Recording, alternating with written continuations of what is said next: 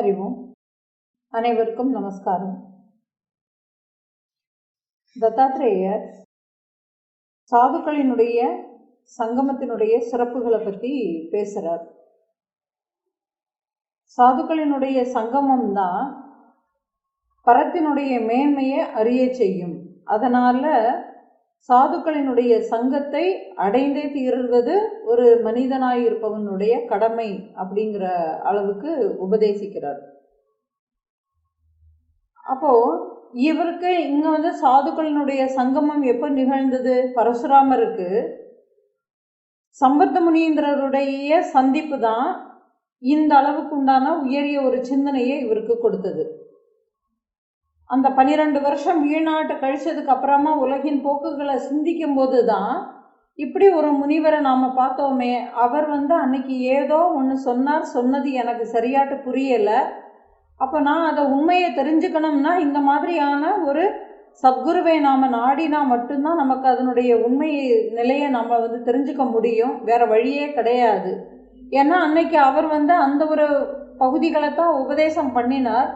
ஆனால் இவனுக்கு அதை கேட்கக்கூடிய ஒரு தகுதி பக்குவம் அந்த இடத்துல இல்லைங்கிறதுனால, இப்போ அதை தானே உணர்ந்திருக்கிறதுனால, அந்த பக்குவம் இல்லாமல் நான் இருந்ததுனால தான் அன்னைக்கு அந்த உயர்ந்த கருத்துக்களை என்னால் உள்வாங்கிக்க முடியலைங்கக்கூடிய உண்மையை உணர்ந்து தான் தத்தாத்திரேயரை தேடி நான் உண்மையான சுகத்தை அடையும் வழிகளை எனக்கு சொல்லி கொடுங்கோ, மேன்மையான ஆனந்தத்தினுடைய உண்மை நிலையை நான் அடையணும் அப்படின்னு சொல்லி கேட்குறான். அப்போ சாதுக்களினுடைய சங்கம்தான் உன்னை மேன்மையான நிலைக்கு கொண்டு வந்தது அப்படின்னா இதை லேசில் யாருமே ஒத்துக்கிறதே இல்லை. ஏன்னா சாதுக்களினுடைய சங்கத்துக்கு மேலே ஒரு அபிப்பிராயம் யாருக்குமே இருக்கிறதே இல்லை. இது இந்த காலத்துலன்னு இல்லை, எல்லா காலத்துலேயுமே இருந்துக்கிட்டே தான் இருந்திருக்கு. அப்போ சாதுக்களினுடைய சங்கமம் எப்படிப்பட்டது, அதனுடைய சிறப்புகள் என்ன அப்படிங்கிறது எப்படி இருக்கும்? சாதுக்கள் என்ன விஷயங்களை பேசுகிறவங்களை பொறுத்து தான் இருக்கும். இப்போது திருவள்ளுவரை பொறுத்த வரைக்கும் நட்புன்னு அதிகாரம் வச்சுட்டாரு. நட்புடைமை, நட்பு உணர்தல்னு ஒரு அதிகாரத்தை வச்சுட்டாங்க. பழமை அறிதல்னு சொல்லிட்டு ஒரு அதிகாரத்தில் வெய்யே சாது சங்கத்தை பற்றி எடுத்து இந்த 3ஐயுமே கொடுத்துட்டாங்க.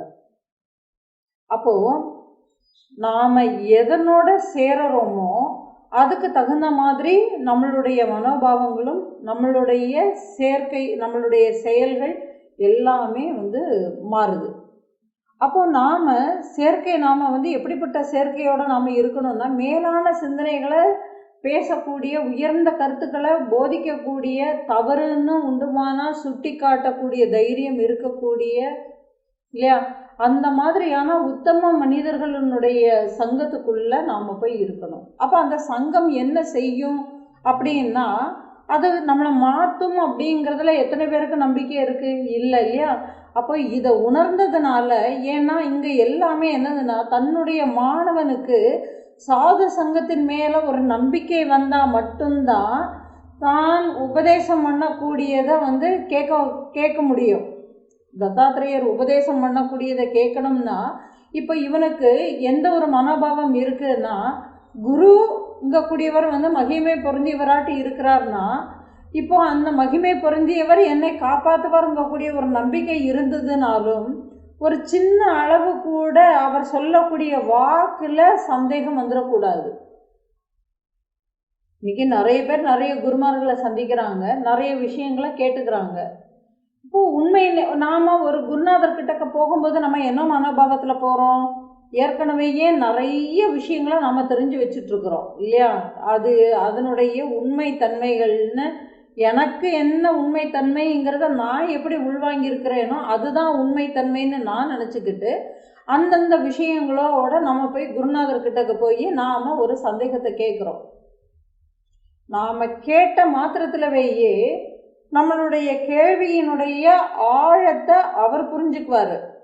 அப்போ அவர் புரிஞ்சுக்கிட்டு அவர் எக்ஸ்பிளைன் பண்ண ஆரம்பிக்கிறாங்க. விவரித்து நம்மளுடைய மனதுக்கு புரிய வைக்க முயற்சிக்கும் போது, அல்லது புரிய வைக்க முயற்சித்து ஒரு உரையை நடத்தும் போது, நான் அந்த உரையை உள்வாங்கிக்கிறதுக்கு நான் எம்டிஆட்டு இருக்கணும். நான் இங்கே எம்டிஆட்டு இல்லாமல் நான் நிறைய விஷயங்களை சேர்த்து வச்சுக்கிட்டு இருக்கிறதுனால அப்போ நாம் என்ன பண்ணிடுறோம்னா நம்மளுடைய சுபாவம் அதில் ஏற்கனவே இப்படி கொடுத்துருக்கு, ஆனால் இவர் சொல்கிறது இப்படி இருக்குது, இதில் எது சரி? சரி, உனக்கு இவருடைய வாக்கு மேலே உனக்கு நம்பிக்கை இல்லை, நாம் இப்படி கேட்டிருக்கிறது தான் சரி அப்படிங்கக்கூடிய ஒரு உறுதிப்பாடுக்கு நாம் வந்துட்டோம்னா இங்கே இவருடைய டைமை நாம் ஏன் வேஸ்ட் பண்ணணும்? நான் அதாவது முடிவை எனக்கு நானே தீர்மானம் பண்ணிக்கிட்டு நான் என்ன பண்ணிக்கிறேன்னா நான் போய் ஒரு கலந்துரையாடலில் போய் உட்காந்துக்கிறேன்.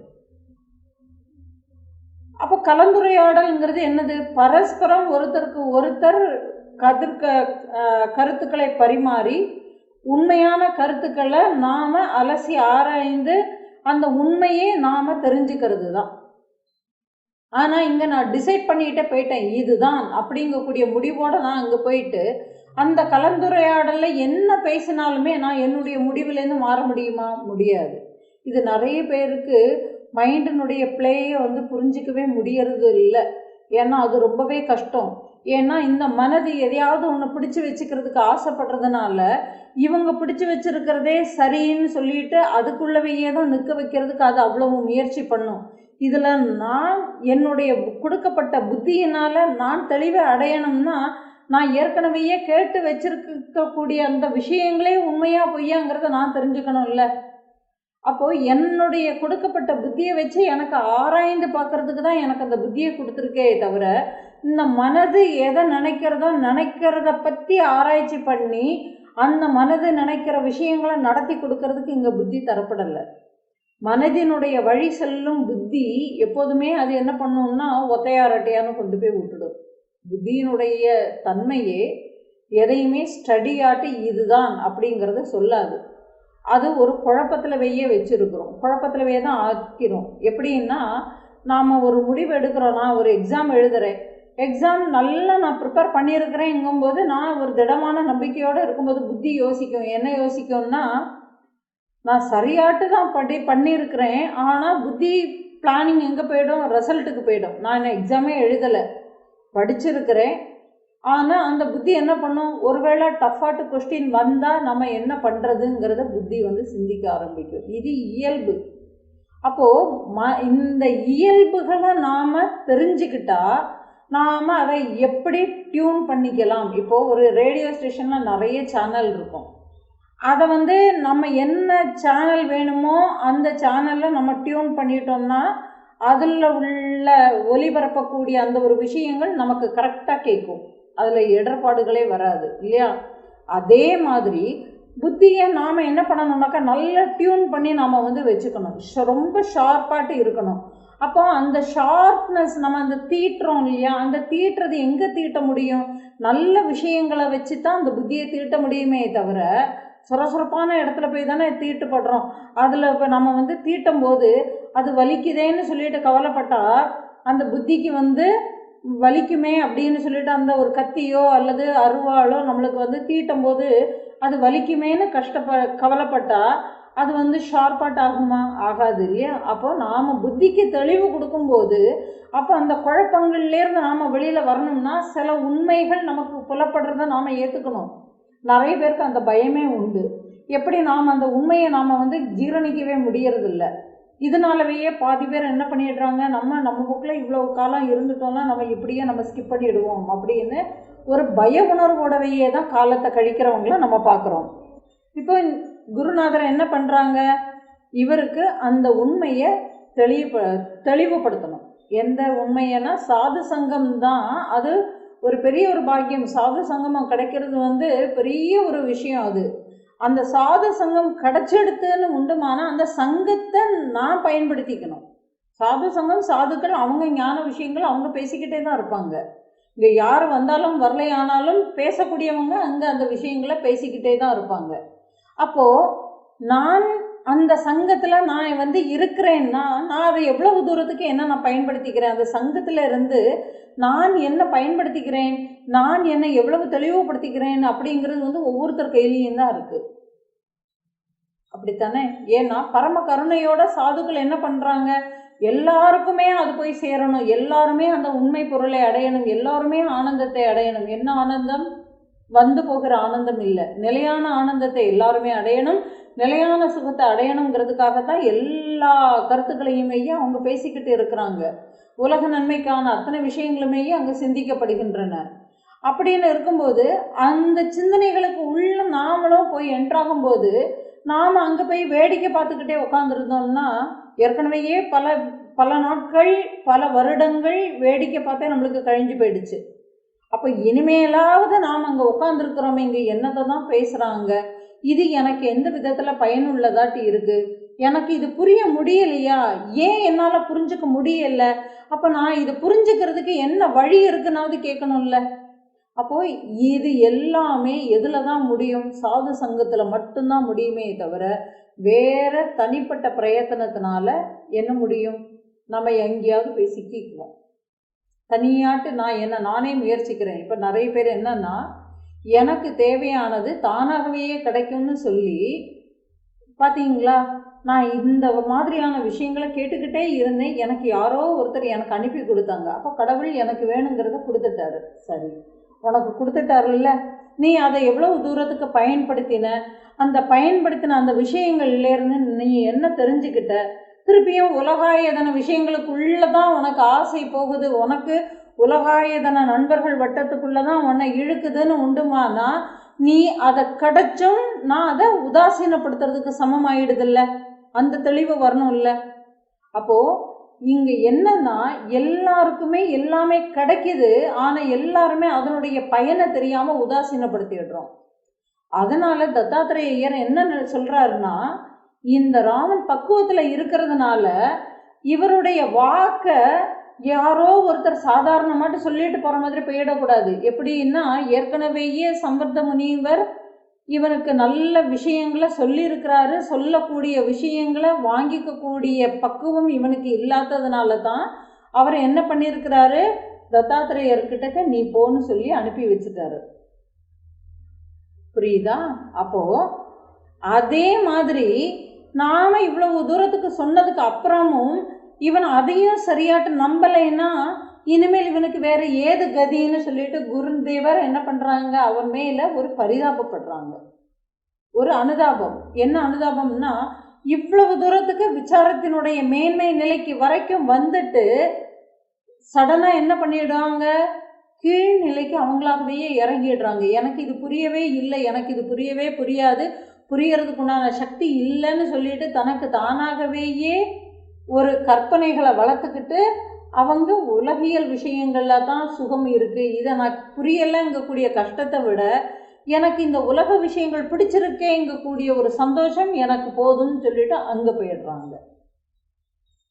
அப்போது இந்த குருநாதர் மட்டும்தான் அனுதாபப்பட்டு பரிதாபப்பட்டு இப்படியும் ஒரு கேள்விகள் கேட்கக்கூடிய மனிதனை எப்படியாவது மேல்நிலைக்கு கொண்டு வரணுங்கக்கூடிய ஒரு உயர்ந்த நோக்கத்தில் என்ன பண்ணுறாரு, மெனக்கிட்டு அவனுக்கு எப்படி சொன்னால் புரியும், எந்தெந்த மாதிரியெல்லாம் சொல்லணும் அப்படின்னு சொல்லி முதல்ல குருனாக்கா யாருங்கிறத தெரிஞ்சுக்கணும் இல்லையா, சாதுக்கள்னா யாரு, அப்போ அந்த சாதுக்களினுடைய சங்கமம் எப்பேற்பட்ட ஒரு மேன்மையை தருங்கிறது எல்லாமே தெரியணும். அப்போ அதை புரிய வைக்கிறதுக்கு முயற்சி பண்ணுறார். அப்போ சாதுக்களினுடைய சங்கத்தினுடைய மேன்மையை புரிய வைக்கிறதுக்காக நிறைய பேருக்கு என்னன்னா படிநிலை அனுபவங்கள் நல்ல ஒரு குருநாதர் கிட்டத்தை கொண்டு போய் சேர்த்துடும். இல்லைன்னா இந்த மாதிரியான புராண கதைகள் இதெல்லாமே கேட்டு வளர்ந்தவங்க தனக்கு சுய விசாரத்திலவே நாம் நிறைய குருமார்களை பண்ணியிருக்கிறோம், பார்த்துருக்குறோம். எல்லாருமே இதை செய்ய அதை செய்ய, இப்படி செஞ்சால் உனக்கு ஒரு சக்தி கிடைச்சிரும், அந்த இடத்துல அப்படி போனால் உனக்கு சக்தி கிடைக்கும், இந்த இடத்துல உனக்கு சக்தி கிடைக்கிறது, இந்த தெய்வம் இருக்கே அது மகா பெரிய தெய்வம், அதுக்கு அவ்வளோ பெரிய ஒரு சக்தி இருக்குது தெரியுமா, அதை மட்டும் நீ விட்டுறாத. அப்போது இந்த உலகையெல்லாம் நாம் பார்த்த குருமார்கள் எல்லாருமே எதையாவது ஒன்று பிடிச்சிக்க தான் சொல்கிறாங்களே தவிர, இந்த எதையாவது ஒன்றை பிடிச்சிக்கிட்டோம்னா இந்த மனம் எதையாவது ஒன்று மேலே பற்று வைக்கிறதுனாக்க என்ன பண்ணுது, அந்த விஷயமே இவனுக்கு ஒரு அடியை கொடுக்கறது. எப்படி அடியை கொடுக்கறது, ஒரு உலகியல் வாழ்க்கையில் பொருளாதாரத்தை தேடி போகிறான், நல்ல ஒரு வேலை, மேனேஜர் போஸ்ட், நல்ல படிப்படியாட்டு ஒரு நல்ல ஒரு சாதாரண ஒரு கிளர்க்கு பதவியில் போய் ப்ரமோஷன் ஆகி ஆகி ஆகி நிறைய கடந்து ஒரு நல்ல ஒரு உயர்ந்த பதவியில் சூப்பரண்டாக அந்த ஒரு போஸ்ட்டுக்கு வந்துட்டாருன்னு வச்சுக்குவோம். அந்த போஸ்ட்டுக்கு மேலே போஸ்ட் கிடையாது. அப்போ அவருக்கு அந்த இடத்துல இருக்கிறவருக்கு ஒரு பயம் வரும். என்ன ஒரு பயம்? இவரே பிடிச்சுதான் எனக்கு நல்ல சம்பளம் எல்லாமே கிடைச்சி அதீத கற்பனைகள்ல நிறைய சேலரி வாங்கி நல்ல ஒரு சுகமான ஒரு வாழ்க்கையை அவர் சுகம்னு எதை நினச்சிக்கிட்டு இருந்தாரோ அந்த உலகியல் வாழ்க்கையை அவர் வாழ்ந்துக்கிட்டு இருக்கிறாரு. அப்போ என்ன பண்ணும்? இவர் நல்ல அதுலவையே மூழ்கி தெளிச்சுக்கிட்டே இருக்கும்போது அந்த வேலை அவருக்கு ஒரு பனிஷ்மெண்ட்டை கொடுக்கும். என்ன பனிஷ்மெண்ட்டு? அடுத்தது கீழே இருக்கக்கூடியவன் தகுதியாட்டு வந்துடுவான், நாங்கள் உங்களை அனுப்பி வச்சிடலான்னு நாங்கள் முடிவு பண்ணுறோம், வேற யங்ஸ்டர்ஸுக்கு நாங்கள் வாய்ப்பு கொடுக்கணும்னு நினைக்கிறோம் அப்படின்னு சொல்லும்போது ஒரு பயம் வந்துடுதா? 60 வயசு ஆகும்போது ரிட்டையர்மெண்ட் ஆயிடுச்சு அப்படிங்கக்கூடிய ஒரு பயம் வந்துடுதா? 60 வயசுக்கு அப்புறமா நாம் என்ன பண்ணுறது அப்படிங்கக்கூடிய ஒரு கேள்வி வந்துடுதா? சரி, 60 வயசுக்கு அப்புறமா பார்ப்போமேன்னு சொல்கிறாங்க இல்லையா? இந்த 60 வயசு வரைக்கும் உலகியல் விஷயங்கள்லவே சுழண்டுக்கிட்டே இருந்துட்டு இன்றைக்கி நிறைய பேர் அப்படி தானே சொல்கிறாங்க, 60 வயசுக்கு அப்புறமா நான் பக்தி பண்ணி எனக்கு போனால் போதும், அது வரைக்கும் தானே நான் சம்பாதிக்க முடியும்னு ஓடுறாங்க. இந்த 60 வயசுக்கு அப்புறமா மட்டும் என்ன நிம்மதி கிடைக்க போகிறது? அது அப்போ இந்த இடத்துல உட்காரவா முடியும்? இந்த உயர்ந்த விஷயங்களை கேட்க முடியுமா? கேட்டு உள்வாங்கி அதன்படி தான் நடக்க முடியுமா? முடியவே முடியாது. ஏன்னா அந்த சமயத்தில் தேகம் ஒத்துழைக்கிறது இல்லை. அப்போ உடம்புல பலவிதமான வியாதிகள் வந்துடுது. குடும்ப சூழ்நிலைகள் அது இதுன்னு சொல்லிட்டு பற்றுதல்களை வச்சிருக்கிறதுனால அது எல்லாமே அடி கொடுக்கும். குழந்தை மேலே ரொம்ப பாசம் வச்சானாக்கா குழந்தை மண்டையில் தட்டுவான்.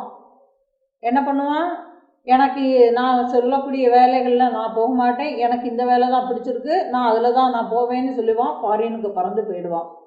இங்கே குழந்தை வேணுமேனு சொல்லி கேட்டுட்டு இருந்த பேரண்ட்ஸ் இங்கே உட்காந்துருப்பாங்க. அப்போ அது ஒரு துக்கம் கிடைக்கிறதா? சரி, அப்போ நான் குழந்தை கிட்டக்கவே போயிடலாம்ல, எனக்கு துக்கமே இல்லை, அப்போ நான் குழந்தை கூடவே நான் போயிடுவேன்ல அப்படின்னு ஒரு தோணும். ஏன்னா இங்கே எல்லாருமே என்னன்னா குதர்க்கமாட்டு யோசிக்கிறதுக்கு தயாராகவே இருக்கிறாங்களே தவிர உண்மையை சிந்திக்கிறதுக்கு ஒருத்தருமே தயாராகவே இல்லை. சரி, அப்போ நீங்கள் ஃபாரின்ல போய் உட்காந்துக்கிறீங்களா? சரி, அப்போ என்ன ஆகுது? இங்கே இருக்கக்கூடிய சொத்துக்கள் எல்லாத்தையுமே யாருக்காவது கொடுத்துட்டு அல்லது விற்றுட்டு அதில் உள்ள பணத்தை வச்சு எடுத்து இவங்க இங்கேருந்து அங்கே போயிடுறாங்க. அங்கே உள்ள கிளைமேட்டை ஒத்துக்கிறது இல்லை, அங்கேயா ஒரு மிஷின் லைஃபு, இவங்களுக்கு அங்கே சரியாட்டு வாழறதுக்கு உண்டான சூழ்நிலை இல்லை. திருப்பியும் அங்கேருந்து இங்கே ஊருக்கு வரலான்னு நினச்சா, ஏன்னா அங்கே உள்ளவங்க எல்லாமே புதுமுகங்கள், இவங்களுக்கு முதல்ல லாங்குவேஜ் ப்ராப்ளம் ஆகி போயிடுது இல்லையா? அங்கே இப்போ நம்ம இடத்துல நம்ம பழகி வந்த மாதிரியான சூழ்நிலை அங்கே கிடையாது. அப்போ அங்கே அதுக்குண்டான சூழ்நிலையில் இவங்க தன்னை பொருத்திக்கிறதுக்கு ரொம்பவே கஷ்டப்படுறாங்க. கஷ்டப்பட்டுட்டு சரி இனிமேல் நம்ம வேண்டாம், நம்ம பேசாமல் நம்ம ஊருக்கே வந்துடுவோம்னாக்கா இங்கே யார் வீட்டில் போய் தங்குறதுன்னு ஒரு கேள்வி வந்துடுதா? யாரும் நம்மளை பார்த்துக்குவாங்கன்னு இருக்கா? அப்போ திருப்பியும் பையனுடைய முகத்தவையே பரிதாபமாட்டு பார்க்குறாங்க. பையன் வேற என்ன பண்ணிடுறான்? முதியோர் இல்லத்தில் கொண்டு போய் சேர்த்துடுறான். முடிஞ்சு போச்சா? இப்படி தான் அடி கொடுக்கும் இந்த உலகம். நாம் எதை பிடிச்சி வச்சிருக்கிறோமோ, எதுக்கு மேலே ரொம்ப ஆழமாக நாம் பற்றுதலை வச்சிருக்கிறோமோ அந்த பற்றுதலை என்ன பண்ணும்? அடி கொடுக்கும். இறைவன் மேலே நாம் அதிகமாட்ட பற்று வைக்கிறோம், ஒரு இறை வழிபாட்டுக்குள்ளே நம்ம போகிறோம், அந்த இறைவனை தான் பெரிது அப்படின்னு சொல்லிட்டு நாம் அந்த இறை வழிபாட்டுகளுக்குள்ளே நம்ம போகிறோம். இதில் நான் இருக்கும்போதே எனக்கு ரொம்ப சந்தேகம், ரொம்ப சந்தோஷமாட்டு இருக்குது அப்படின்னு எல்லாமே சொல்லும்போது ஒரு கஷ்டம் இவனுக்கு எல்லாமே அதுதான் அப்படிங்கக்கூடிய அளவுக்கு இவன் நம்பி போயிடுறான். இவனுக்காகவே ஒரு கஷ்டம்னு சொல்லிட்டு வந்துடுது. அந்த கஷ்டத்துலேருந்து இவன் ரொம்ப நம்பிக்கை வைக்கிறான். என்னது? அந்த இறைவன் என்னை காப்பாற்றுவான்னு சொல்லிட்டு அந்த இறைவன்கிட்டவையே மன்றாடிக்கிட்டு இருக்கிறான். அப்போ இவனுக்குன்னு உண்டான ஒரு கஷ்டம்னு வரும்போது அந்த தெய்வம் என்னை காப்பாற்றவே இல்லைங்கிறதுனால என்ன பண்ணிடுறான்? அந்த தெய்வத்தின் மேலே ஒரு குறிப்பிட்ட இவன் ஆராதனை பண்ணிட்டு இருக்கக்கூடிய அந்த தெய்வத்துக்கு மேலே வெறுப்பு கொண்டு என்ன பண்ணிடுறான்? நான் இனிமேல் சாமியை கும்பிட போகிறதே இல்லை, ஏன்னா இந்த சாமி என்னை காப்பாற்றவே இல்லை. இதெல்லாம் நடைமுறையில் நிறைய நம்ம பார்க்குறோம். இந்த மாதிரி பேசுகிறவங்க எல்லாருமே பார்க்குறோம். அப்புறமா என்ன பண்ணிடுறாங்க? இந்த சாமி எனக்கு சொல்கிறத செய்யலை, அதனால் அந்த சாமி எனக்கு சொல்கிறத செய்யுது, அந்த சாமி என்னை காப்பாற்றுது. நான் பண கஷ்டத்தில் இருக்கிறேன்னா அந்த சாமி எனக்கு பணம் எல்லாமே கொடுத்து என்னை அரவணைச்சு கொண்டு போகிறாங்க, அதனால அந்த சாமி தான் பெருசு போகிறாங்க. இல்லை, எத்தனையோ நடக்கிறது.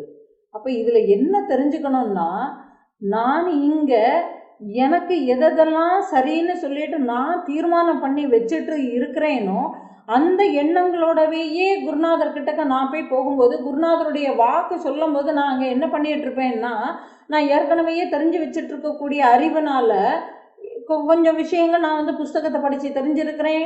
நான் உலகியல் நடைமுறைகளில் நான் சில விஷயங்களை தெரிஞ்சு வச்சுருக்கிறேன். அதாவது தெரிஞ்சு வச்சுருக்கிறேன்னா நான் எப்படி புரிஞ்சு வச்சுருக்கிறேனோ அந்த மாதிரியான விஷயங்களை நான் தெரிஞ்சு வச்சுருக்கிறேன். புரியக்கூடிய விஷயங்களை தான் தெரிஞ்சு வச்சுருக்கிறேன். குழப்பமான விஷயங்களில் தெரிஞ்சுக்கவே மாட்டாங்க. குழப்பமான விஷயங்களில் தெளிவு வேணும்னா நான் ஒரு கன்ஃபியூஸ் ஆகியிருக்கிறேன், எனக்கு இதில் ஒரு குழப்பம் இருக்குது, இந்த குழப்பத்தை நீக்குங்கன்னு சொல்லிட்டு நீக்கிறவங்க கிட்ட போய் கேட்குற தைரியம் யாருக்குமே இருக்கிறது இல்லை. ஆக இப்படியாட்டு போய் உட்காந்துருக்கும்போது அங்கே என்ன பண்ணிட்டு இருப்பாங்க, குருநாதர் மெனக்கிட்டு உபதேசம் பண்ணிட்டு இருக்கும்போது இங்கே இவங்க என்ன பண்ணிட்டு இருப்பாங்க, அங்கே கம்பேரிட்டிவிட்டி பண்ணிட்டு இருப்பாங்க. இந்த புஸ்தகத்தில் இவர் சொல்லக்கூடிய இந்த விஷயம் இப்படி தான் சொல்லியிருக்கு, ஆனால் இவரோ இப்படி சொல்லிக்கிட்டு இருக்கிறாரு. அது எப்படி நம்ம வந்து ஏற்றுக்க முடியும்? கதையை எடுத்தானே பார்த்துக்க முடியும் இல்லையா? ஒரு கதையை சொல்கிறான்னா அது கதை தானே தவிர அந்த கதைக்குள்ள தத்துவம் இருக்குன்னு உண்டுமானா அப்போ இந்த தத்துவத்துக்காக வேண்டி இந்த கதையை சொல்லணும். இது வேலை மெனக்கிட்ட வேலை. அப்படியே பார்க்க போனாக்கா ஒவ்வொன்றையும் நம்ம வந்து இப்படியே பண்ணிக்கிட்டு இருக்கிறது வேற வேலை இல்லை அப்படின்னு சொல்லிட்டு அவங்க வந்து என்ன பண்ணிடுவாங்க, சலிப்படைந்து திருப்பியும் உலகியல் விஷயங்களுக்குள்ளவையே வந்துடுவாங்க. ஏன்னா இவங்களுக்கு கதை கேட்கறதுக்கு பிடிச்சிருக்கு, அதனால கதைகளவையே கேட்டுட்டு இருப்பாங்களே தவிர அந்த கதைகள் மூலமாட்டு சொல்லப்படக்கூடிய உண்மை கருத்துக்களை ஆழ்ந்த சிந்தனைகளை இவங்க சிந்திக்கிறதுக்கு தயாராகவே இல்லை. அதனால தத்தாத்திரேயர் என்ன பண்றாங்கன்னா, பரசுராமருக்கு குருவினுடைய வாக்குல முதல்ல நீ நம்பிக்கை வைக்கணும். சாதுக்களினுடைய சங்கமம் கிடைக்கிறது பெருசு இல்லை, அதை நான் பயன்படுத்திக்கணும்னா சாதுக்கள் சத்தியமான வார்த்தைகளையே பேசுகிறார்கள்ங்கக்கூடிய நம்பிக்கை வேணும் இல்லையா? அப்போ சத்தியமான வழியை மட்டும்தான் அவங்க காட்டுவாங்க. அப்போ ஒருத்தன் எப்படிப்பட்ட சங்கத்தை அடைகின்றானோ அதற்குண்டான பலனை மட்டுமே தான் அவன் அடைகின்றானே தவிர இதுல வேற துளி கூட சந்தேகமே பற்றாதே ராமா, உனக்கு இதுக்கு உதாரணமாட்டு நான் ஒரு கதையை சொல்லிடுறேன்னு சொல்லிட்டு ஆரம்பிக்கிறார். சத்சங்கத்தினுடைய மேன்மையை உணர்த்தும் விதமாட்டு ஒரு கதை சொல்ல ஆரம்பிக்கிறாரு. அதாவது தசார்ண நாடுன்னு சொல்லிட்டு பேர்ல உள்ள ஒரு நாடு, அந்த நாட்டுக்கு ராஜாவாட்டு முக்தாச்சூடன் அப்படிங்கிற பேர்ல ஒரு ராஜா தசார்ண நாட்டை ஆண்டு வந்துக்கிட்டு இருக்கிறாரு. அந்த ராஜாவுக்கு 2 குழந்தைங்க, 2 ஆம்பளை குழந்தைங்க. ஒருத்தர் பேரு ஹேமச்சூடன், இன்னொருத்தர் பேரு மணிச்சூடன். இந்த ஹேமச்சூடன் மணிச்சூடன் 2 பேருமே நல்ல குணவான்கள், நல்ல அழகு உடையவர்கள், சகல கலைகளிலும் தேர்ச்சி பெற்றவர்கள், நல்ல கல்வி ஞானம் உடையவர்கள். அப்படியாக இவங்க 2 பேரும் இருக்கிறதுனால இந்த பராக்கிரமசாலிகளான 2 பேருமா சேர்ந்து ஒரு நாள் ஒரு காட்டுக்கு வேட்டையாடுறதுக்கு புறப்படுறாங்க. பொழுது போகணும் இல்லையா, 2 பேருக்கும் காட்டுக்கு வேட்டையாட போறாங்க. இப்போ இப்படி காட்டுக்கு வேட்டையாடி போய் வேட்டையாடுதலில் ஒரு விருப்பம் வந்துடுச்சுன்னா, இப்போ நம்மளுமே ஒரு ஆர்வத்துக்கு நம்ம வந்து ஒரு புஸ்தகம் படிக்கிறோன்னு வச்சுக்குவோம். அது கதை புஸ்தகமாட்டு இருந்தாலும் சரிதான், அல்லது நல்ல ஒரு உயர்ந்த தத்துவ நூலாட்டு இருந்தாலும் சரிதான், அல்லது ராமாயணமோ பகவத்கீதையோ மகாபாரதமோ எதுவாட்டு இருந்தனாலும் சரிதான். நாமளும் அதை வந்து படிக்கிறதுக்கு உட்கார்றோங்கும்போது ஆரம்பத்தில் முதல்ல நம்ம வந்து அப்படி இப்படின்னு படிக்க ஆரம்பித்தாலும் சடனாக நம்மளுக்கு உள்ள முழு கவனமும் அதில் அப்படி என்ன சொல்லப்பட்டிருக்கு, அடுத்தது என்ன வருமோ, அடுத்தது என்ன சொல்லப்பட்டிருக்கு அப்படிங்கக்கூடிய ஒரு ஆர்வத்தை தூண்டும் விதத்தில் அமைஞ்சதுங்கும்போது நம்மளை அறியாமலவேயே நம்ம என்ன பண்ணுவோம், அதுக்குள்ளவேயே ஒன்றி போயிடுவோம். சுற்றி நடக்கிறது எதுவுமே நம்மளுக்கு கேட்காது, ரொம்ப ஆழ்ந்து அதுக்குள்ளவேயே நுழைஞ்சு அந்த புஸ்தகமாட்டே நம்ம மாறி இருப்போம். இது வந்து ஒரு உதாரணத்துக்கு சொல்லப்படுறது.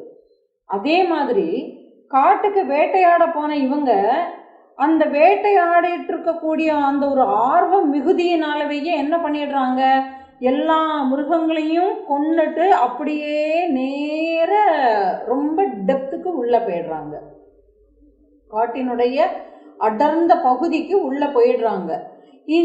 இவங்க அந்த உள்ள போன அந்த கொஞ்ச நேரத்துலவேயே ஆனாலும் இவங்க அங்கேயும் போய் வேட்டையாடுறதுக்கு எல்லாத்தையுமே தேடிக்கிட்டு இருக்காங்க. அப்போ அந்த இடத்துல என்ன ஆகுதுன்னா, ரொம்ப மரங்கள் எல்லாம் அடர்ந்த காட்டு பகுதி இல்லையா, அப்போ மரங்கள் எல்லாமே அடர்ந்து இருக்கிறதுனால இவங்களுக்கு அந்த சூழ்நிலையே மாறி போகிறது. சடனாக அந்த நேரத்தில் ஆலங்கட்டிய மழையும் பயங்கரமான ஒரு புயல் காற்றும் அங்கே அடிக்கிறதுக்கு அந்த சூழ்நிலையே பயங்கர இருட்டாட்டு இருந்து எதிர்த்தாப்புல இருக்கக்கூடிய மரமோ மலையோ ஒன்று கூட கண்ணுக்கே தெரியல. அந்த அளவுக்கு ஒரு அடர்த்தி மிகுந்த ஒரு இருள் சூழ்ந்த ஒரு வனப்பகுதிக்குள்ள அவங்க சிக்கிக்கிட்டோம் அப்படிங்கிறது அவங்களுக்கு புரிய வருது.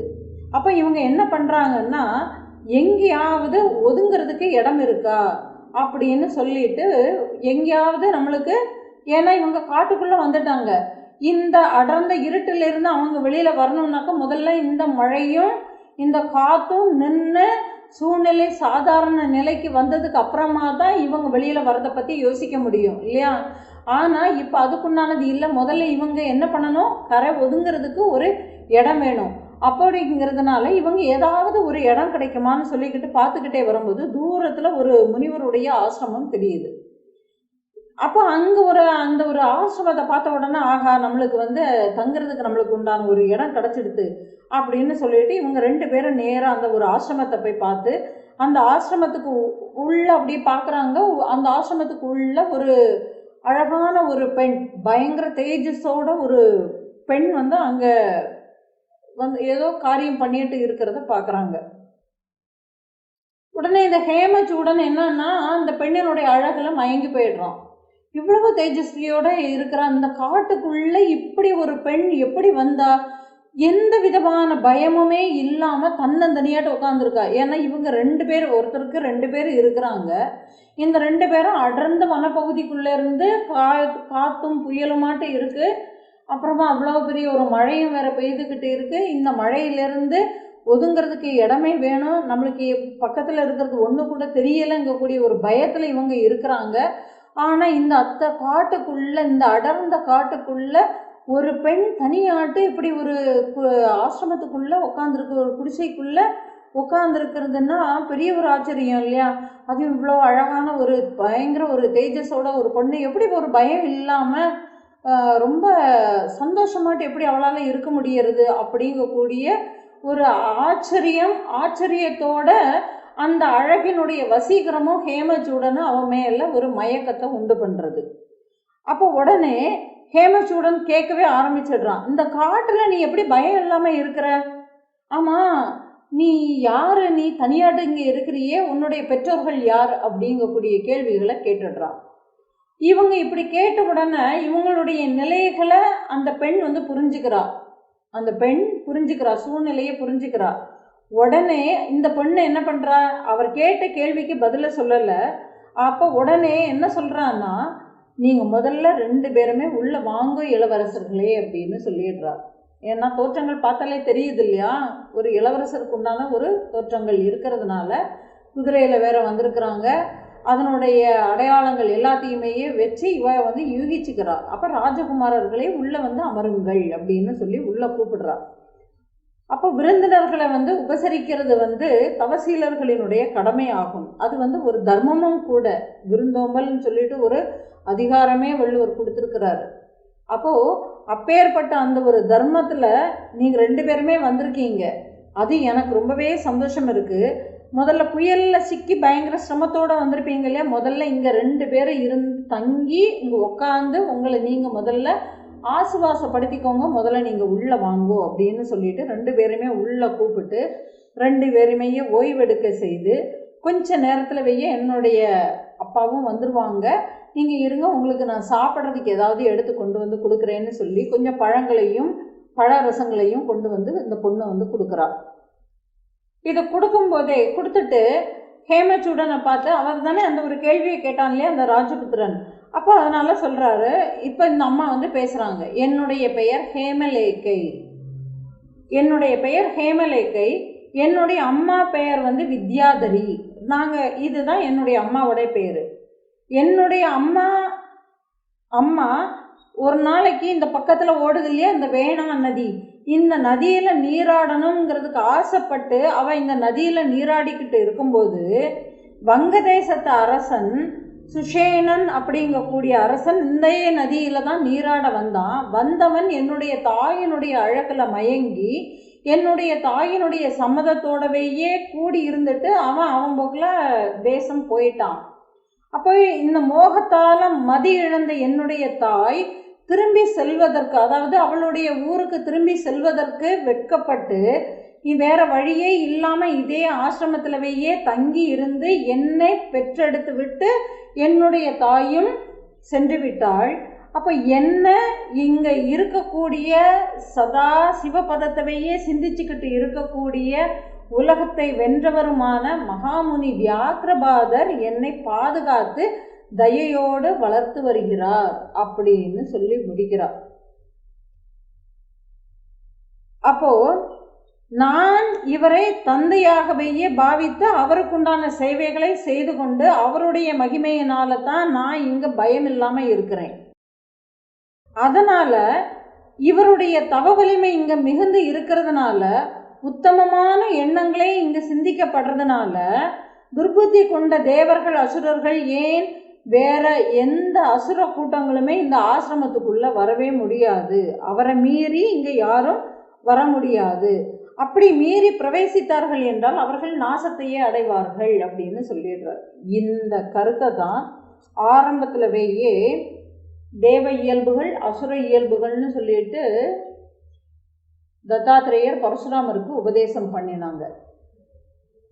தன்னிடத்துல இருக்கக்கூடிய நல்ல குணங்கள் என்ன செய்யும்?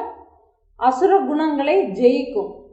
அப்ப நல்ல உத்தமமான தூய அறிவுல இருக்கக்கூடிய தூய அறிவே தூய அறிவுமயமாட்டு இருக்கக்கூடிய இடத்துல தெளிந்த உள்ளமும் நல்ல ஒரு நோக்கு ஒரு பார்வையும் அந்த ஒரு தூய சிந்தனையும் இருக்கக்கூடிய இடத்துல காமக்ரோத லோப மதம் ஆச்சரியங்களை விசாரத்தினால ஜெயிக்கிறதுக்கு உண்டான வலிமை கிடைக்கிறது. அப்ப இதுலேருந்து நாம என்ன தெரிஞ்சுக்கணும்னா, எனக்கு எல்லாமே தெரியும்னு நான் எல்லாத்தையுமே அடைஞ்சிட்டேன், நான் இதுக்கு மேல படிக்கிறதுக்கு எதுவுமே இல்லை, கத்துக்கிறதுக்கு எதுவுமே இல்லைன்னு யாருமே சொல்ல முடியாது.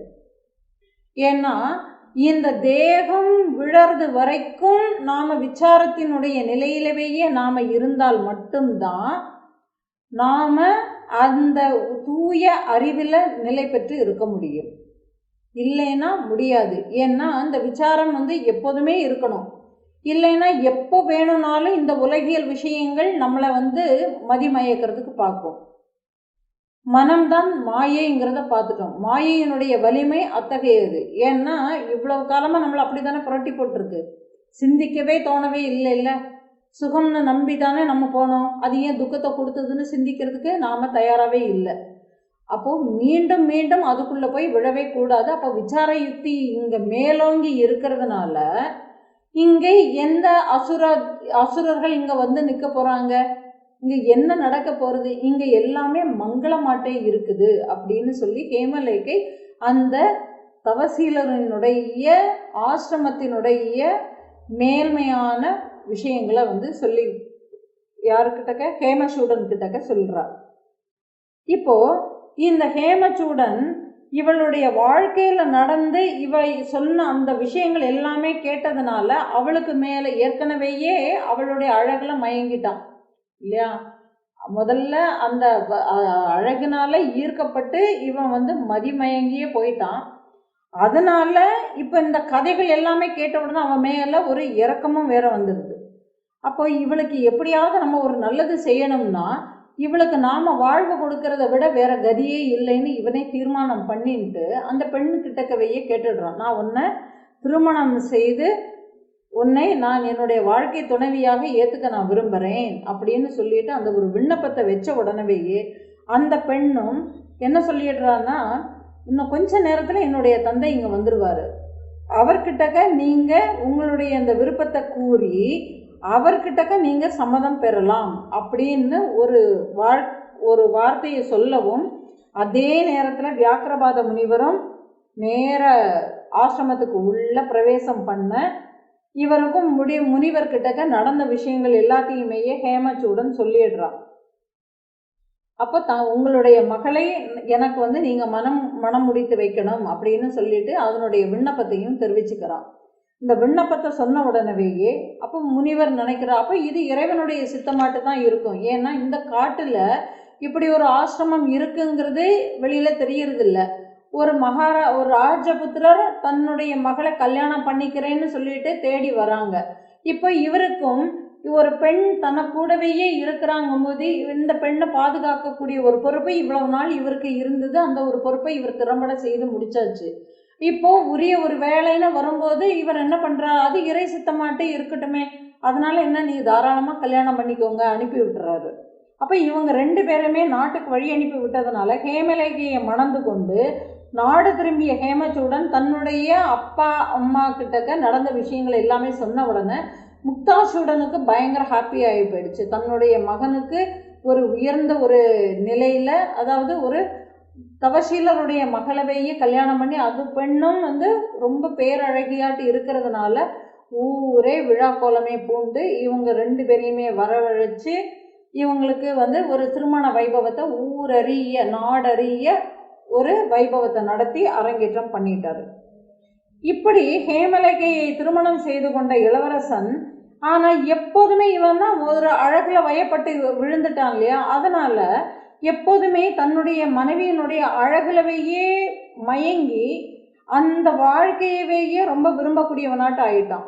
என்ன வாழ்க்கை? போக வாழ்க்கையே அவனுக்கு விருப்பம் கொண்டு அதுல தான் ரொம்ப நாட்டம் இருந்து இவளை அடையிறதே ஒரு பெரிய ஒரு பாக்கியம். இந்த மாதிரி எல்லாமே வசனங்கள் எல்லாமே பேசிட்டு அவளை எப்படியாவது அடையணுங்க கூடிய, ஆனால் இவனுக்கு மனசுக்குள்ள ஒரு தயக்கமும் இருந்தது. ஏன்னா அவள் ஒரு தபஸ்வியினுடைய மகளாட்டு அந்த ஒரு ஆசிரமத்தில் வளர்ந்துருக்கிறார் இல்லையா.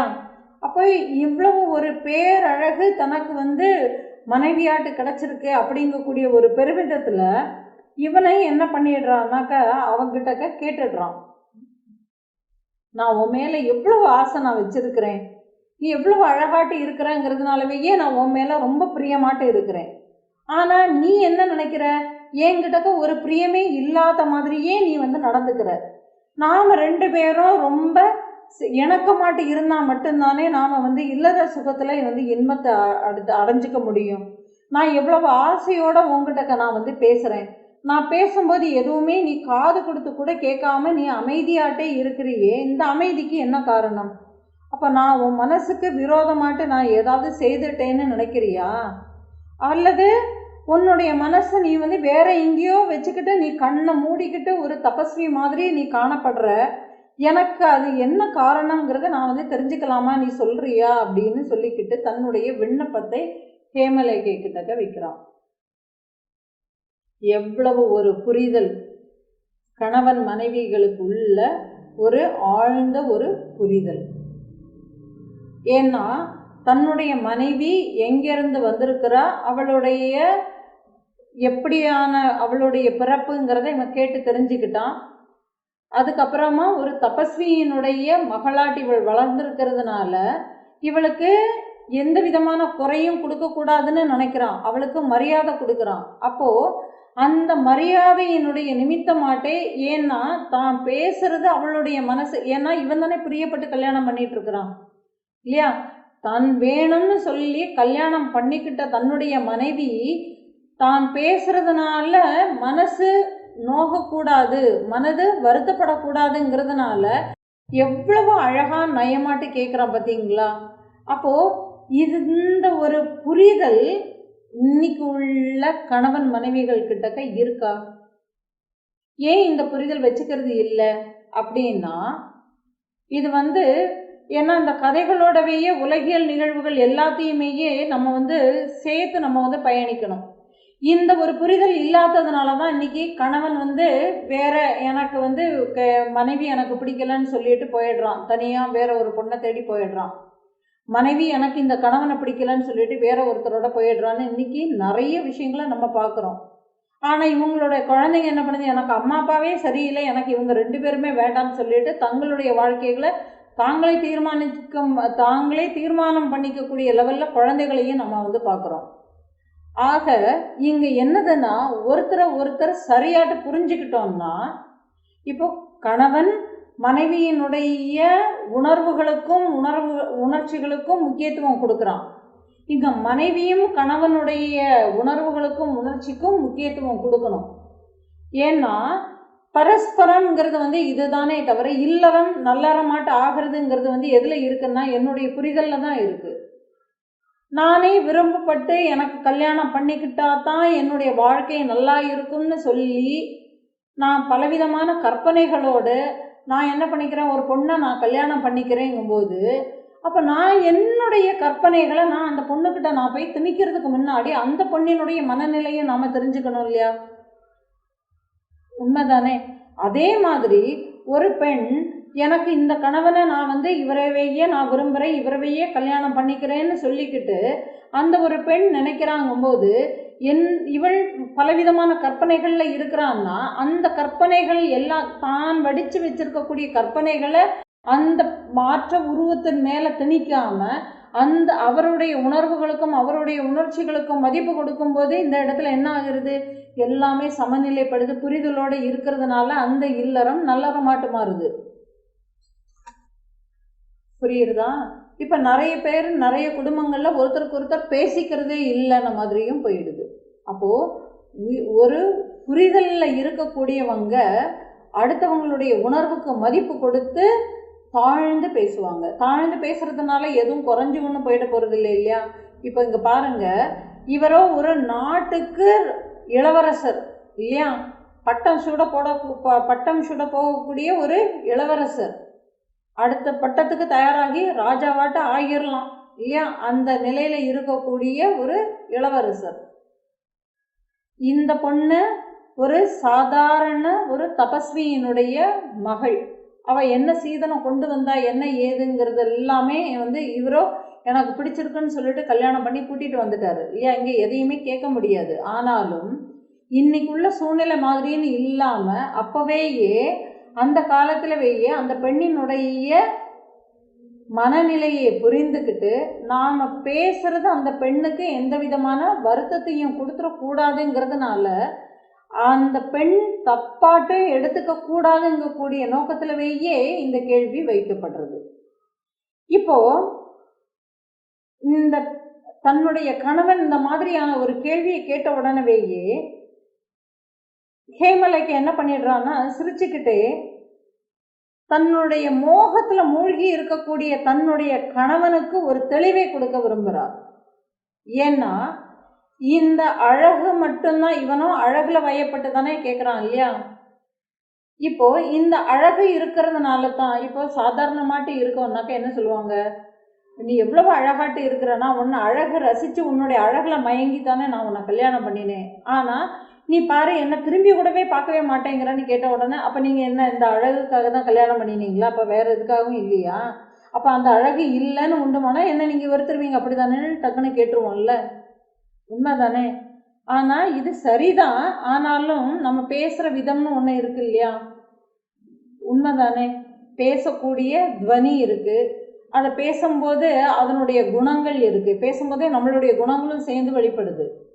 அப்போ நாம் பேசக்கூடியது இன்னொருத்தருடைய மனதை புண்படுத்தும் விதமாட்டு பேசக்கூடாது. அதை எப்படி பேசணுங்கிறத இந்த கதை எல்லாமே சொல்லி கொடுக்குறது. கணவன் மனைவிகள் எப்படி இருக்கணுங்கக்கூடிய ஒரு உண்மை நிலையை இது சொல்லி கொடுக்குறது. இவ அவருடைய மனசை மாற்ற நினைக்கிறா. ஏன்னா இந்த அழகுனால தான் என்ன நீங்கள் கல்யாணம் பண்ணிட்டீங்கன்னா, இந்த அழகு இல்லைன்னா என்ன பண்ணியிருப்பீங்க, இது சாதாரணமாக கேட்குறது. அப்போது இதை இப்படி கேட்டாலும் உண்டுமானா அவனுடைய மனம் என்ன பண்ணிடும், வெறுத்துட்டு போயிடுவான் இல்லையா? ஆனால் எப்படி தன்னுடைய உணர்வுக்கு மதிப்பு கொடுத்து இப்படி ஒரு கேள்வியை கேட்குறானோ அதே மாதிரி இந்த அழகில் சிக்கிக்கிட்டு இருக்கக்கூடிய தன்னுடைய கணவனின் மனோபாவத்தை மாற்றணும்னு இவ தீர்மானம் பண்ணிக்கிறார். இப்போது அவனுக்கு டைரக்டாக இப்போ அந்த அழகுனால தானே என்னை கூட்டிகிட்டு வந்தீங்க, இந்த அழகு இல்லாமல் இருந்திருந்தால் நீங்கள் என்னை கூட்டிகிட்டு வந்திருப்பீங்களான்னு சொல்லிட்டு இவ கேட்டா ராஜனுக்கு என்ன தோணிரும், நம்ம ஏண்டா கேட்டோம், கேட்டு இவ்வளோ நம்ம சங்கடப்படுத்திட்டோமோன்னு சொல்லிட்டு இவ கிட்டக்கவே வரமாட்டோம் இல்லையா? அப்போ இதெல்லாமே புரிந்த அறிந்த அறிவில் சிறந்தவளாட்டு இருக்கிறதுனால அந்த ஹேமலேகை யுக்தியினால் அவனுக்கு ஞானத்தை எப்படி கொடுக்கலாம்ங்கிறத சிந்திக்கிறார். சிந்திச்சுட்டு அவ இப்போ பேசுகிறார், ராஜபுத்திரனே என்னுடைய வார்த்தையை கவனமாக கேளுங்கள் அப்படின்னு சொல்கிறார். நான் உங்கள்கிட்ட பிரியம் இல்லாதவளே இல்லையே, எனக்கு தான் உங்ககிட்ட உண்மைக்குமே பிரியம் இருக்குது. ஆனால் இந்த உலகத்தில் பிரியம்ங்கிறது என்ன, பிரியம் இல்லாததுன்னா என்னங்கிறது எனக்கு புரியலை. இந்த ஒரு விஷயத்தை தான் நான் தினமும் நான் ஆலோசனை பண்ணிக்கிட்டே இருக்கிறேன். இவர் கேட்டான் இல்லையா, நான் அவனு கேட்டால் நீ எதையோ திங்க் பண்ணிக்கிட்டே இருக்கிறேன்னு சொல்லிட்டு கேட்குறான் இல்லையா. அப்போ இவர் சொல்கிறா, நான் உன் மேலே எவ்வளோ பிரியமாட்டி இருக்கிறேன்னு தானே சொன்னா. நீ எவ்வளவோ அழகாட்டி இருக்கிற, நான் உன்னை கல்யாணம் பண்ணியிருக்கிறேன், உன் மேலே எவ்வளவோ பிரியம் நான் வச்சுருக்கிறேன், நீ அந்த பிரியத்தை புரிஞ்சிக்கவே இல்லை, தனிமையில் நீ எதையோ சிந்திக்கிறேன்னு கேட்ட உடனே இப்போ இவ பேசுகிறா. அப்போ இந்த உலகத்தில் பிரியம் என்பது என்ன, பிரியம் இல்லாதது என்னங்கிறது தெரியலைங்கிறதுனால நான் எவ்வளவு ஆலோசனை பண்ணி எனக்கு எந்த ஒரு முடிவுமே கிடைக்கல. பிரியத்தினுடைய தத்துவம் இன்னதுன்னு எனக்கு பிடிபடவே இல்லை. அதனால நீங்க ஒரு பெரிய ஒரு பராக்கிரமசாலி, ஒரு ராஜபுத்திரர் இல்லையா. அப்ப நீங்க எவ்வளவு ஞானத்தோட இருந்திருப்பீங்க. உலகில் நிறைய பேர், ஏன்னா இவ ஆசிரமத்தோடவே இருக்கிறா இல்லையா. அப்ப நீங்க உலகத்துல நிறைய விஷயங்களை எல்லாமே பார்த்துருப்பீங்க இல்லையா. அப்போ இதனுடைய தத்துவத்தை நீங்க எனக்கு புரிய வச்சுட்டீங்கன்னா நான் உங்களோடவையே நான் இருக்க போறேனே, நான் ஏன் தனியாட்டியே சிந்திக்க போறேன் இல்லையா இப்படின்னு ஒரு கேள்வியை கேட்கிறா. இதை கேட்ட உடனே ஹேமச்சூடன் தன்னுடைய மனைவியை நோக்கி, பெரும்பாலான பெண்களுக்கு பேதமை குணம் உண்டுங்கிறதுனால நீயும் அந்த பேதமை தன்மையோடவையே இருந்து பிரியமானது அப்படிங்கிறது உனக்கு தெரியலன்னு நீ பேதமையினால சொல்ற, பேதமைன்னா அறியாமையினால சொல்ற. பிரியமானது பிரியமற்றது எதுங்கிறத பசு பட்சிகள் கூட தெரிஞ்சு வச்சிருக்குப்பா. அதுகளுக்கு கூட பிரியங்கள் எதுக்கு மேல பிரியம் வச்சிருக்கிறோமோ பிரியத்தினால சுகம் வருது, பிரியம் இல்லாதவைகளிடமிருந்து துக்கம் வருகிறதுங்கிறது நடைமுறையிலவே இருக்கு. எதிலிருந்து சுகம் உண்டாகிறதோ அது மீது எல்லாருக்குமே தானாகவே ஒரு பிரியம் உண்டாகிறது. பிரியம்னா என்னது, ஒரு விருப்பு உண்டாகிறது. எதனிடமிருந்து துக்கம் வருகிறதோ அந்த துக்கத்திலிருந்து விருப்பு உண்டாகிறது. அதாவது பிரியம் பிரியமற்றதுன்னா விருப்பு வெறுப்பு. அப்ப விருப்புங்கிறது எதுலேருந்து கிடைக்கிறது, எனக்கு எதில் சுகம் கிடைக்கிறதோ சுகம் கிடைக்கிறதுக்கு மேல நான் விருப்பு வச்சுக்கிறேன். எனக்கு எதெல்லாமே சுகத்தை கெடுக்க முடியாட்டி இருக்கோ அதெல்லாம் நான் வெறுக்கிறேன். ஏன்னா எனக்கு சுகத்தை கொடுக்கறதா, என்னுடைய மனதிற்கு சந்தோஷத்தை கொடுக்கறதா எனக்கு வேணும். எஸ், எனக்கு சுகத்தை கொடுக்காதது, எனக்கு துக்கத்தவையே கொடுக்கக்கூடியது எனக்கு கனவுலையும் கூட வேண்டவே வேண்டாம்னு சொல்லிடுறோம் இல்லையா. இது நடைமுறை இயல்பு. இந்த விஷயத்தை போய் நீ அல்ப விஷயம், இந்த விஷயத்தை போய் மூடத்தனமாட்டு நீ டெய்லி சிந்தனை பண்ணிக்கிட்டே இருந்திருக்கிறியே, ஆமா இது ஏன் இப்படியே சிந்தனை பண்ணிட்டு இருக்க, இது கூட உனக்கு தெரியாதா அப்படின்னு சொல்ற மாதிரி கேட்டுடுறாரு. இப்போ ஹேமலேகா என்ன சொல்றான்னா, பெண்களுக்கு அந்த பேதமை தன்மை இருக்குங்கிறத நானே ஏத்துக்கிறேன், அவர்களுக்கு நல்ல ஆலோசனை சக்தியே கிடையாதுப்பா, அதையும் நான் ஏத்துக்கிறேன். அதனால இப்போ நானும் பேதமை தன்மையோட இருக்கிறேன்னு சொல்லிட்டு நீங்களே சொல்லிட்டீங்கல்ல, இப்போ நீங்கள் தான் எனக்கு நல்ல அறிவை கொடுக்கணும். ஏன்னா நீங்கள் நல்ல தெளிந்த அறிவோடு இருக்கிறீங்க இல்லையா. அப்போ இந்த அறிவை நீங்கள் எனக்கு கொடுத்து என்ன இந்த சிந்தனை இந்த விஷயத்தை பற்றி நான் சிந்தனை செய்துக்கிட்டு இருக்கிறேன் இல்லையா, இந்த சிந்தனை செய்கிறத விட்டுட்டு சதா நான் உங்களோட இருக்கணும்னா நீங்கள் எனக்கு நீங்கள் எந்த உயர்ந்த அறிவை பெற்றிருக்கிறீர்களோ அந்த அறிவை நீங்கள் எனக்கு கொடுங்க. அப்போ எனக்கு இதுல ஒரு சந்தேகம் இருக்குன்னு சொல்லிட்டு இவளே பேசுறா. சுக துக்கங்கள்ல இருந்துதான் விருப்பு வெறுப்பு உண்டாகின்றன அப்படின்னு சொல்லிட்டு நீங்களே சொல்லிட்டீங்கப்பா. ஆனா ஒரே விஷயம்தான், இங்க கால தேசத்தினுடைய மாறுபாட்டினால ஒரே விஷயமே தான் சுகத்தையும் உண்டு பண்ணுது துக்கத்தையும் உண்டு பண்றது. இப்படி இருக்கும்போது உங்களுடைய தீர்மானமான முடிவு எங்க போச்சு? இவ திருப்பி கேட்குறா. எவ்வளவு ஒரு பக்குவியாட்டு இருக்கிறா பாருங்க. ஏன்னா நல்ல வெயில் காலம், நல்ல வெயில் காலத்துல நல்ல ஜூஸ் நம்மளுக்கு ரொம்ப என்ன நம்மளுக்கு தேவையாட்டு இருக்கு.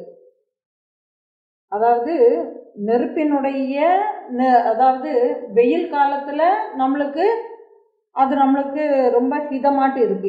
இது வாடி வதங்கக்கூடிய குளிர் காலத்துல போய் நம்ம அதை நம்ம குடிக்க போமா, விரும்புவோமா? தொண்டையெல்லாம் கட்டி உடம்புக்கு முடியாம ஆயிடுது. அதனால குளிர்காலத்துல நம்ம இயல்பாகவே என்ன பண்றோம், சூடான பானங்களை நம்ம சாப்பிட்டு உடம்ப வெது வெதுப்பா வச்சுக்கிறோம். சரிதானே? அப்போ நெருப்பினுடைய வெப்பம் குளிர்காலத்துக்கு பிரியமானதாக இருக்கு. நெருப்பினுடைய சூடு, நெருப்பு சூடு, அந்த சூடு வந்து குளிர்காலத்தில் நம்மளுக்கு தேவைப்படுது. ஆனால் அதே சூடு வெயில் காலத்தில் நம்ம வந்து அந்த சூடு ஏற்கனவே வெயிலில் நம்மளுக்கு வந்து சூடு இருக்குங்கும்போது அந்த நெருப்பினுடைய சூட்டை நாம் வந்து விரும்புவோமா? விரும்ப மாட்டோம் இல்லையா? இப்போ உதாரணமாக இனிப்பு எல்லாருக்குமே பிரியம்தான், யாருக்குமே பிரியம் இல்லைன்னு சொல்லவே முடியாது.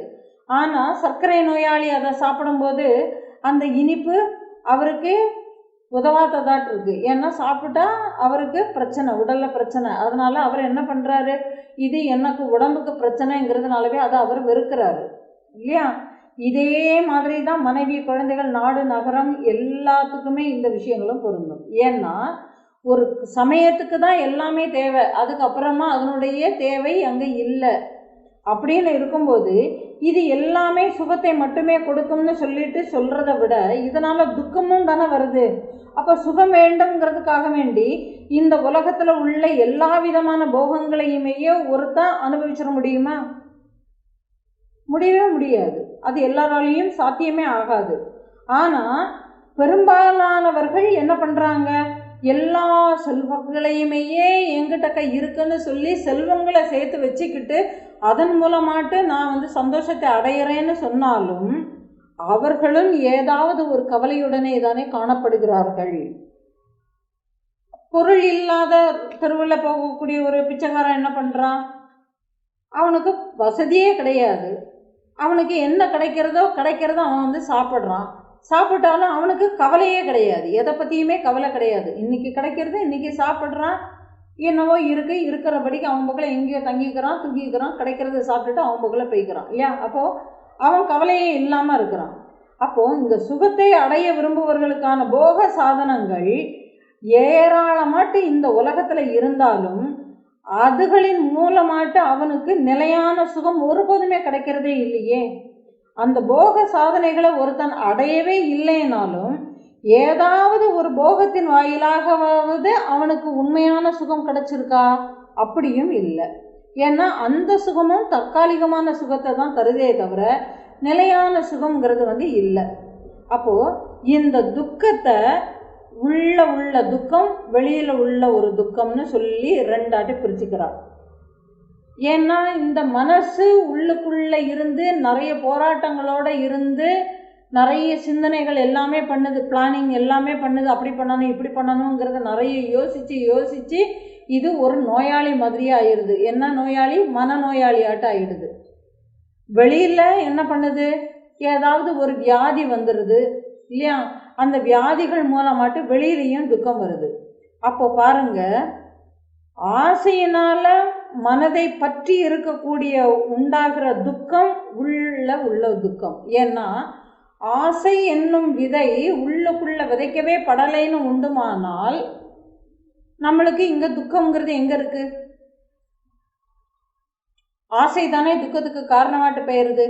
இப்போ உள்ளுக்குள்ள எனக்கு கல்யாணம் பண்ணணும்னு நான் ஆசைப்படுறேன், ஆசைப்பட்டு நான் ஒரு கல்யாணத்தை நான் பண்ணிக்கிறேன், பண்ணினதுக்கு அப்புறமா ஏன்டா நான் கல்யாணம் பண்ணினேன்னு இருக்குன்னு நினச்சா அப்போ இந்த ஆசை தானே அதுக்கு காரணம். நான் தானே ஆசைப்பட்டேன், ஆசைப்பட்டதுனால தானே இந்த விஷயமே நடந்தது.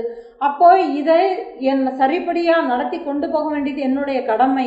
அப்போ அதனால் நான் அந்த கடமையிலிருந்து பின்வாங்கக்கூடாதுங்கிறது யாருன்னு நினைக்கணும்? தான் தானே நினைக்கணும். அப்போ அந்த நடந்துக்கிற முறைகளை நான் எப்படி சரி பண்ணிக்கணுங்கிறதையும் எங்கிட்டக்கு தானே இருக்குது, அது வெளியில் இல்லை இல்லையா? அப்போ ஆசைப்பட்ட மனதிடமே தான் அதனுடைய தீர்வும் இருக்கிறதுங்கிறத யாரை சிந்திக்கிறாங்களோ அவங்க தான் தெளிவுக்கு வருவாங்க. தன்னுடைய மனதை தானாகவே சுய விசாரம் பண்ண தெரியாமல் வெளியில் உள்ள விஷயங்களை விசாரம் பண்ணி என்ன பிரயோஜனம் இருக்குது இல்லையா? அப்போ இவளும் அதே மாதிரி இந்த அழகு நிலையற்றது அப்படிங்கிறத நித்தியா அனித்திய விவேகத்தை இந்த பொண்ணு தன்னுடைய கணவனுக்கு யுக்தியினால வந்து சொல்லிக்கிட்டு இருக்கிறார்.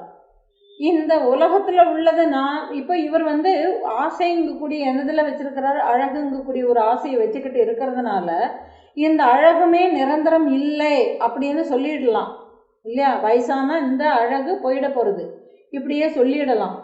ஆனால் இந்த பொண்ணு தன்னுடைய கணவனுக்கு தெளிந்த ஒரு அறிவை கொடுக்க விரும்புகிறார். எப்படி தெளிந்த ஒரு அறிவை கொடுக்க முடியும்னா, இதை இந்த ஒரு விஷயத்துல மட்டும் இல்லாம உலகத்துல உள்ள விஷயங்களையுமே தன்னுடைய கணவன் தெளிந்த அறிவை உடையவனாக இருக்க வேண்டும்னு சொல்லிட்டு இவன் போதனை பண்ண ஆரம்பிக்கிறா. என்ன கொடுக்குறான்னா, இந்த உலகத்துல நித்திய விவேகத்தை நீ தெரிஞ்சுக்கோங்க. எதுல சுகம் கிடைக்கிறதுன்னு நாம நினைக்கிறோம். எல்லாத்துக்குமே அல்டிமேட் ரிசல்ட் சுகம்தான். சுகத்தை தேடிதான் எல்லா காரியத்தையுமே பண்றாங்க.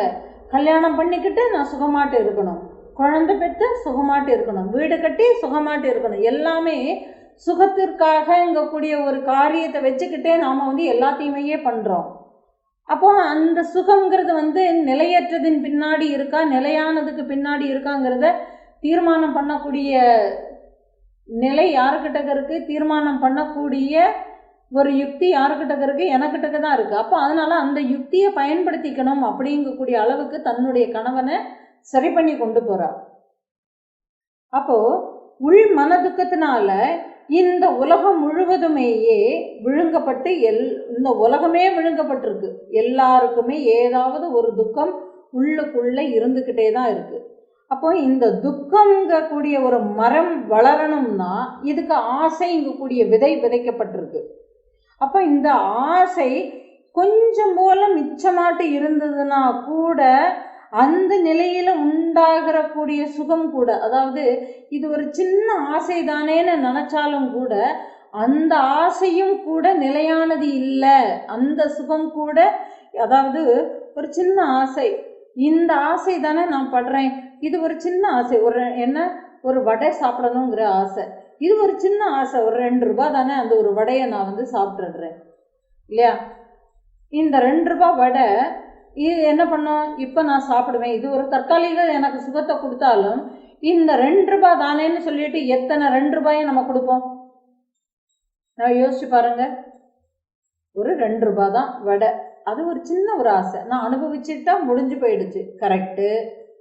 ஆனால் டெய்லி நான் இந்த 2 ரூபாயை நான் கொடுப்பேன், உண்மைதானே. இப்போது ஒருத்தர் பஸ் ஸ்டாப்பில் நின்றுட்டுருக்கிறாரு, பஸ்ஸுக்காக வேண்டி நின்றுட்டுருக்கிறாரு.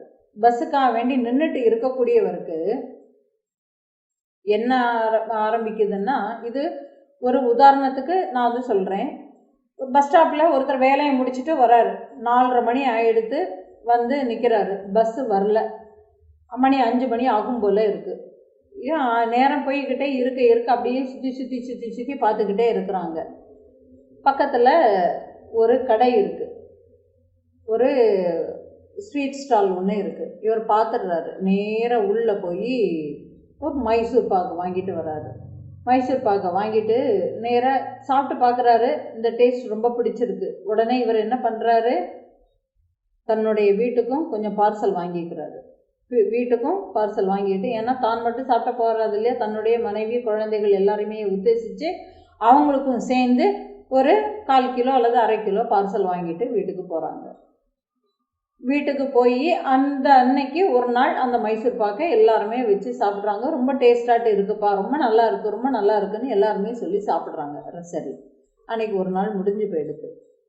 அடுத்த நாள் அதே மாதிரி இவர் வரார், ஆனால் அந்த அன்னைக்கு மைசூர் பாக்கு வாங்கலை. வீட்டுக்கு போகிறாங்க. வீட்டில் உள்ளவங்க என்ன கேட்பாங்க, நேற்றுக்கு மைசூர் பாக்கு வாங்கிட்டு வந்தீங்க, இன்றைக்கி வாங்கிட்டு வரலையா, நான் நீங்கள் ஏதோ வாங்கிட்டு வருவீங்களோன்னு நினச்சேன்னு சொல்லிடுவாங்க. இது இயல்பாகவே நடக்கக்கூடியது. அப்போ உடனே இவருக்கு என்ன தோணும், ஆஹா, நம்மளுடைய வீட்டில் எல்லாருமே நாம் ஏதாவது வாங்கிட்டு போகணுங்கிறத அவங்க எதிர்பார்க்குறாங்க இல்லையா. அப்போ அடுத்த நாளைக்கு என்ன பண்ணுறார், டெய்லி அங்கேருந்து ஒரு 1/2 கிலோ ஏதாவது ஒரு ஸ்வீட்டோ அல்லது ஒரு காரமோ எதையாவது ஒன்றா வாங்கி கொண்டு பழக்கப்படுத்திடுறாரு. இந்த பழக்கம் என்ன ஆகுறது, கொஞ்ச நாள் கழிய இவர் ரொம்ப அதிகமாட்டு இனிப்பை வாங்கி கொடுத்ததுனால இவருக்கு என்ன ஆகி போயிடுது, சுகர் வந்துடுது. இப்போ அந்த கடைக்கு போகிறதுவையே விட்டுட்டாரு. இப்போது அந்த பாருங்க, கொஞ்சமாக நம்ம ஆசைப்படுறோம்னு சொல்லி தன்னுடைய ஆசையில் கொஞ்சம் மிச்சம் இருந்து அதை அனுபவிச்சா எனக்கு சுகம் கிடைக்கும்னு நினச்சா கூட அந்த சுகமும் உண்மையான சுகம் இல்லை அப்படின்னு சொல்லிட்டு அதை துக்கம்னே தெரிஞ்சுக்கணும். ஏன்னா துக்கம் கலந்த சுகம் மிருகபட்சிகளுக்கும் கூட இருக்குது. துக்கத்தில் சுகத்தை காணக்கூடியது மிருகபட்சிகள்கிட்ட தான் இருக்குது. இதனை காரணமாட்டு காட்டி மனிதர்களுக்கு உண்டான சுகம் மேன்மையான சுகம்னு சொல்லி எப்படி சொல்ல முடியும்? மிருகபட்சிகளுக்கும் கூட அல்பத்தில் சுகம் இருக்குது. அப்போ மனிதனுக்கு உண்டான சுகம் மேலான சுகம்ங்கிறத எப்படி சொல்ல முடியும்? அப்போது மற்ற ஜீவர்களுக்கு உண்டாகும் சுகமே இப்போ மனிதர்களுக்கு 6 அறிவு கொடுக்கப்பட்டு பகுந்து ஆராயப்படக்கூடிய அறிவு கொடுத்திருந்தும் அந்த சுகத்தை பற்றி ஆராய்ச்சி பண்ணாமல் எனக்கு அந்த சுகம் பிடிச்சிருக்குன்னு சொன்னால், இப்போது மனிதனை விட மற்ற ஜீவர்களுக்கு கிடைக்கக்கூடிய அந்த சுகம் தானே மேல். ஏன்னா நான் தான் எனக்கு கொடுத்துருக்கக்கூடிய புத்தியை நான் யூஸ் பண்ணவே இல்லையே. அப்போ எனக்கும் மற்ற மிருக பட்சிகளுக்கும் என்ன வித்தியாசம் இருக்குது? இது மனிதனுக்கு கொடுக்கப்பட்ட அறிவினால தானே மனிதன் இதில் நிலையான சுகம் எது, நிலையற்ற சுகம் எதுன்னு பகுத்து பார்க்கக்கூடிய அறிவினால பகுத்து பார்க்க முடியும். மிருக பட்சிகளுக்கு பகுத்து பார்க்க முடியாது. அதனால அது என்னத்தையோ ஒன்று செய்யுது. அதனால அது துக்கத்தை அடைகிறது. ஆனால் அதே மாதிரியே தான் நான் செய்வேன். ஆனால் மனிதனுடைய அடையக்கூடிய சுகம் மேலானதுன்னு எனக்கு நானே பறைசாத்திக்கிறது எந்த விதத்தில் நியாயமாகும்னு சொல்லி இந்த பொண்ணே அந்த கேள்விகளை கேட்டு நித்திய அனித்திய விவேகத்தை தூண்டி விடுறார். ஏன்னா அவைகள் கிட்டக்க அந்த ஒரு ஆசைங்கிறது இருக்கிறது இல்லை. ஆனால் மனிதர்கள் கிட்டக்க அநேக விதமான ஆசைகள் இருக்கு. அப்போ இந்த அநேக விதமான ஆசைகளை வச்சுக்கிட்டு இருக்கிறதுனால ஒரு அற்ப சுகம் உண்டாகக்கூடியதை நான் ஒரு பெரிய ஒரு சுகத்தை நான் அடைஞ்சிக்கிட்டேன்னு நான் எப்படி பெருமை சொல்லிக்க முடியும்? உண்மைதானே? அப்போது மனிதர்கள் எல்லாருமே தங்களுடைய பிரியமான ஒரு மனைவியை என்ன பண்ணிக்கிறாங்க, ஆசையினால் கட்டி தழுவிக்கிறாங்கன்னு வச்சுக்குவோமே. அந்த ஒரு கொஞ்ச நேரத்தில் அந்த அடையக்கூடிய சுகம் மேலானது. ஒரு பெண்ணை ஒரு ஆணும் பெண்ணும் சம்போகம் ஒரு மிகப்பெரிய ஒரு ஆனந்தத்தை கொடுக்கும்னு சொல்லிக்கிட்டு அந்த ஒரு சம்போகத்துக்கு விருப்பப்பட்டு போயிட்டான்னா அதுதான் சந்தோஷம், அதுதான் ஒரு நிலையான சுகம். அந்த சுகத்துக்கு ஈடானது எதுவுமே இல்லை அப்படின்னு நான் நினச்சிக்கிட்டேன்னா அந்த சுகத்தில் நாதம் விந்து வெளியேறினதுக்கு அப்புறமா உடல் சுமைகளை தூக்கி வந்த ஒரு எருது எப்படி தளர்ச்சியோட உட்காந்துருக்குமோ அதே மாதிரி உடம்பு தளர்ச்சி அடைந்து ஏன் கீழே ஒரு தளர்ந்து போய் நாடி நரம்பு எல்லாமே தளர்ச்சி அடைய ஏன் கீழே விழறாங்க? அந்த சுகத்தை கிடைச்சதுன்னா அவங்களுக்கு உற்சாகம் இல்லையா வரணும்? அப்போ அந்த உற்சாகம் ஏன் அங்கே வரதில்லை? ஏன் தளர்ந்து போகிறாங்க? இப்போ சொல்லுங்க பிரியரே, நீங்கள் சொன்ன மாதிரி இந்த ஒரு விருப்பத்தினோடு கூடிய ஒரு சேர்க்கையினால நாடி நரம்புகளுக்கு ஒரு கிளர்ச்சி உண்டாகி அங்கே என்ன சுகம் உண்டாகிறதோ அதே சுகம் மிருகபட்சிகளிடத்தும் காணப்படுறது தானே. அப்படி இருக்கும்போது நீங்க என்னுடைய அழகை பார்த்து கொண்டிருப்பதினால் சுகம் அதிகமாகின்றது என்று கூறினால் அப்படிப்பட்ட அழகினால் உண்டாகின்ற ஒரு சுகம் கனவுல கூட தானே கிடைக்கிறது. இது ஒரு அபிமானத்தினால உண்டாகிறதே தவிர உண்மையான சுகம் இல்லை அப்படின்னு சொல்லிட்டார். இப்போ நான் இதையும் உங்களுக்கு நான் தெளிவுபட சொல்லணும்னா, ஏன்னா அழகுங்கிறது அபிமானத்தினால மட்டும்தான் இருக்கே தவிர உண்மைக்குமே அங்கே அப்படி ஒன்றே இல்லைன்னு சொல்லிட்டா அந்த அம்மா. எவ்வளவு ஒரு தெளிந்த ஒரு ஞானம் பாருங்க.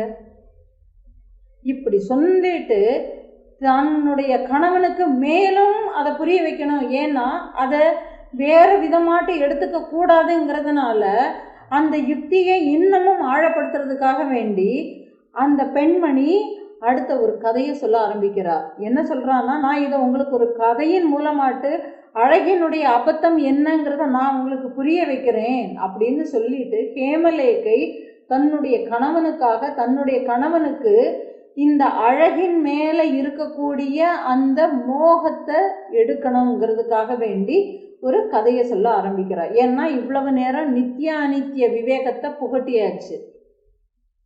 எதுவுமே இந்த உலகத்தில் நிரந்தரமே இல்லைன்னு சொல்லியாச்சு. இனிமேல் அடுத்தது என்ன சொல்லணும்? இவளை அழகுன்னு சொல்லிட்டு இருக்கிறதுனால, ஏன்னா இவகிட்ட வேற ஒன்றுமே இல்லை, இந்த அழகு மட்டும்தானே இவன் நம்பி இருக்கிறான். அப்போ இந்த அழகுமே நித்தியமானது இல்லைங்கிறத புரிய வைக்கணும் இல்லையா? இதை டக்குன்னு எடுத்துக்கிட்டானாக்கா நான் நாட்டுக்கு ராஜாவாட்டு இருக்கிறேன், நான் உனக்கு சகல விதமான வைத்தியம் பண்ணி நான் உன்னை எப்போதுமே அழகுடையவளாகவே வச்சுப்பேன், நீ அதை பற்றி கவலைப்படாதன்னு சொல்லிடுவான். ஏன்னா மனித இயல்பு அப்படிதான் சொல்ல தோணும். ஆனால் இவள் தன்னுடைய கணவனுக்கு ஞானத்தை போதிக்க விரும்புகிறா. எப்படின்னா தெளிந்த ஒரு தெளிவோட குழப்பமான மனநிலையில் இருந்து தெளிந்த அறிவை கொடுத்து தெளிவாட்டி யோசிக்க வைக்கக்கூடிய யுக்திகளை சொல்லி கொடுத்து அதுலேருந்து தன்னுடைய கணவனுக்கு இருக்கக்கூடிய அழகின் மேலே இருக்கக்கூடிய பற்றுதலை எடுக்கணும். இப்போது நித்திய அநித்திய விவேகத்தை சொல்லியாச்சு. இப்போது இந்த அழகும் நித்தியம் இல்லைங்கிறத சொன்னால் தன்னுடைய கணவன் எப்படி எடுத்துப்பாங்கிறதே தெரியாது இல்லையா? இப்போ அதனால் யுக்தியின் மூலமாட்டே ஒரு கதை மூலமாட்டே என்ன சொல்கிறான்னா, இந்த அழகு ஆபத்தானது, இந்த அழகு எப்படி கொண்டு போய் எந்த மாதிரியான முடிவுகளை கொண்டு போய் விடும் அப்படிங்கக்கூடிய விஷயங்களை இப்போ சொல்ல ஆரம்பிக்கிறார்.